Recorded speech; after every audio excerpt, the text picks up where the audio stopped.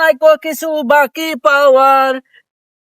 কিরে বাপরে, সোহেল চাচা এখানে গান ধরেছে। শালা কণ্ঠ কিরে, কণ্ঠ না মধু? তুমি আমি দুজন মিলে চাচা একটু দাঁড়ান চাচা।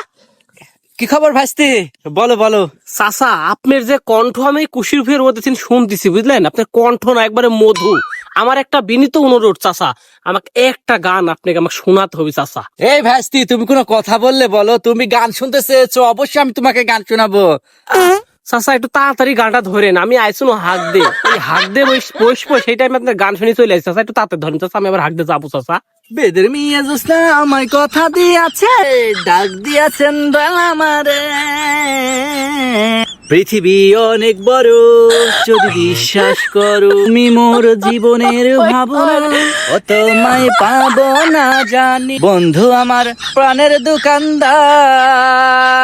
ও কি ভাস্তি, চলবে?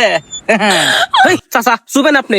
আপনার যে গান, এই গান শুনতে লাগলে আমার এখন লুঙ্গি আমার নষ্ট হয়ে যাবে। আপনি এখানে এই পর্যন্ত থাকেন, আমি আগে হাই গিয়ে আসি।